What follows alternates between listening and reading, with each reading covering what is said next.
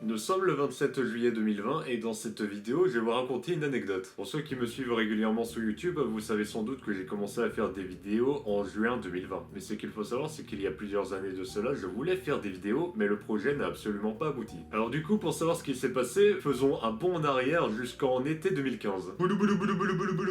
Nous sommes en été 2015, je vous resitue la personne que j'étais à cette époque-là. J'étais un gros fan d'animé et j'étais un gros fan de métal. Rien qu'à partir de ces deux éléments-là, vous voyez que ça commence très mal. Alors du coup, comme j'étais un gros fan d'animé, à cette époque-là, je regardais beaucoup de vidéastes qui parlaient de manga et d'animé, fatalement. Et à force d'en regarder, je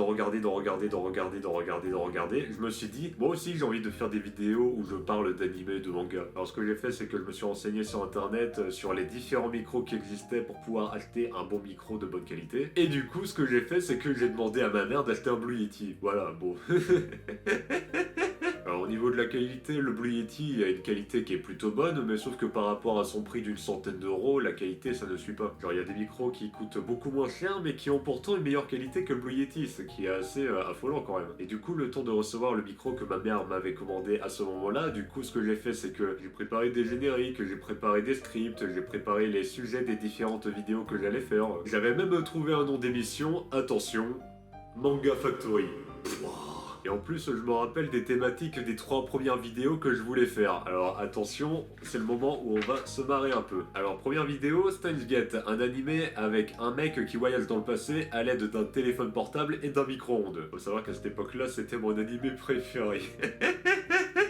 Alors deuxième vidéo, Detroit Metal City, un animé avec des métalleux et un humour assez vulgaire. Et enfin en troisième vidéo, Canon, qui en plus d'avoir aucun rapport avec l'appareil photo, se passe dans un lycée, comme c'est le cas dans plusieurs milliards d'animés existants déjà. Donc du coup, quand on voit le sujet des vidéos que j'allais aborder à ce moment-là, on est en droit de se dire que c'est pas terrible. Et effectivement, c'était pas terrible du tout.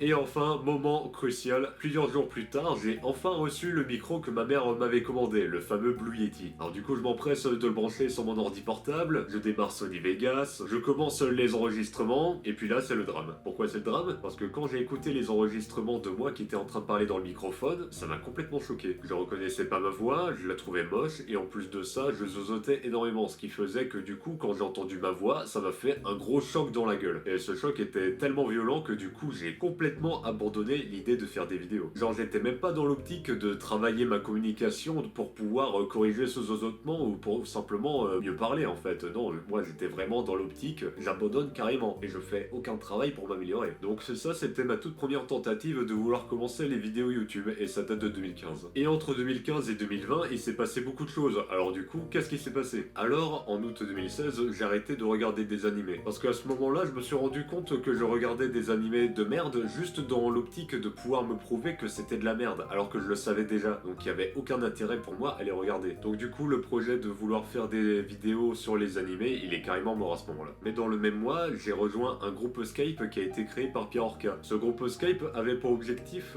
à l'aide de plusieurs viewers, de créer des best-of, vu que Pierre Orca, à cette époque-là, il y avait trop de choses à faire pour pouvoir se focaliser sur la création de best-of. Mais malheureusement, le projet de best-of n'a pas abouti, faute d'organisation, faute de motivation, faute de coordination, faute de tout quoi. Mais un an plus tard, en août 2017, j'ai décidé de créer une chaîne YouTube qui s'appelle Le Meilleur de Pierre Orca. C'est une chaîne YouTube dans laquelle je postais des best-of que je faisais pour Pierre Orca à cette époque-là. Et sans plaisanter, je passais la quasi-totalité de mon temps libre à faire les best-of. Je faisais les vidéos, je faisais les miniatures, je faisais les descriptions, vraiment j'étais complètement à fond dans la chaîne Le Meilleur de Pierre Orca. La chaîne a duré jusqu'en novembre 2018. Après quoi, j'ai arrêté de poster les best-of sur Le Meilleur de Pierre Orca, faute de visibilité. Pierre Orca m'a conseillé de poster les best-of que je faisais sur sa chaîne secondaire, afin de pouvoir augmenter la visibilité des best-of. Du coup, à ce moment-là, c'était la fin de la chaîne Le Meilleur de Pierre Orca. Malheureusement, fin 2019, je commençais à saturer de faire des best-of pour Pierre Orca, donc j'ai décidé d'arrêter d'en faire. Mais pendant l'année 2019, vu que je passais de moins en moins de temps à faire du montage vidéo, je me focalisais sur d'autres activités à la place, comme par exemple la communication et le fait de savoir bien parler en général, parce que ça reste quand même le facteur principal qui a fait que j'ai abandonné l'idée de projet de vidéo en 2015. J'ai également cherché des formations dans l'optique de pouvoir trouver des domaines qui m'intéressaient et dans l'optique de pouvoir monter en compétences. Mais ça, j'en parlerai dans une prochaine vidéo vidéo parce qu'en parler ici n'aurait aucun intérêt. Donc ça c'est ce qui s'est passé entre 2015 et 2020. Donc maintenant on va parler de moi en 2020. Alors cette année comme en 2019, je continue de travailler ma communication étant donné que c'est un sujet qui est très important à mes yeux. Sinon, fin mai 2020, j'ai redécouvert Katawa Shoujo qui est un jeu que j'avais découvert en mars 2015 pendant ma période animé manga. Ensuite, début juin 2020, j'ai eu envie de me créer des souvenirs en vidéo. Je ne sais plus pour quelle raison, mais j'avais envie de me créer des souvenirs vidéo. Donc du coup, j'ai eu l'idée de faire toute une série de vidéos dans laquelle je joue à Katawa Shoujo. Ce qui était l'occasion du coup de pouvoir me créer des souvenirs de moi en vidéo et aussi de pouvoir me faire une mise au point par rapport à ma communication, vu que ça faisait depuis début 2019 que je la travaillais régulièrement. Et du coup, quand j'ai revu les vidéos sur lesquelles je m'étais enregistré, je me suis carrément adoré. Donc, franchement, sans rire, quand je me voyais sur ces vidéos, moi j'étais en mode j'ai trop envie d'être ami avec cette personne. Ce qui est une bonne nouvelle vu que c'était moi. Donc du coup, ça veut dire que j'ai une très bonne relation avec moi-même. D'ailleurs, faut savoir que cette vidéo, je l'avais mis en non répertorié avant parce qu'à la base, je voulais juste faire des souvenirs de moi en vidéo. Mais plus le temps passait et plus j'avais envie de partager ces vidéos avec vous et du coup, au bout d'un moment, j'ai décidé de juste les poster en public. Et du coup, sur ma chaîne, j'ai sorti tout un let's play, j'ai sorti des vidéos de cuisine et j'ai sorti également des best-of sur ce let's play. Et je compte continuer à sortir des vidéos que j'ai en tête. Donc du coup, voilà tout ce qui s'est passé ces 5 dernières années en termes de création de contenu vidéo. Donc maintenant, c'est l'heure de la conclusion de la vidéo. Ce qu'il y a d'important à retenir, c'est que malgré l'abandon du projet en 2015 qui consistait à faire des vidéos, malgré ça, il y a eu des actions dans l'optique de me rapprocher de cet objectif-là. Que ce soit avec les best-of Piorca ou alors le travail de ma communication, j'ai entrepris des actions dans l'optique de pouvoir me rapprocher de mon objectif qui consistait à créer des vidéos. Même si je n'avais plus en tête le projet de vouloir faire des vidéos sur des animés, je ressentais tout de même au fond de moi l'envie de vouloir créer du contenu vidéo. C'est pour ça pourquoi je vous encourage à, si vous avez des objectifs qui vous paraissent lointains, n'abandonnez pas et faites en sorte de poser des actions dans l'optique de vous rapprocher de ces objectifs. C'est ce que j'ai fait avec les best-of Piorca et ma communication dans l'optique de créer des vidéos. Mais si jamais par exemple tu veux devenir un chef cuistot et que tu n'arrives pas à cuire des pâtes, bah n'abandonne pas et apprends à cuire des pâtes. Renseigne-toi sur la cuisson des pâtes, sur la température de l'eau des pâtes, bref, pose des actions dans l'optique de te rapprocher de tes objectifs. C'est ça le plus important dans l'optique de t'améliorer et de vouloir accomplir ses buts dans la vie. Voilà, c'était ça le but de vous raconter cette anecdote. Vous avez des objectifs, vous ne l'abandonnez pas et vous faites en sorte de travailler dessus, tout simplement. Bon, sur ce, j'espère que tu auras trouvé cette anecdote intéressante à raconter et j'espère que ça t'aura inspiré si jamais tu n'étais pas focalisé sur tes objectifs. Sur ce, à la prochaine.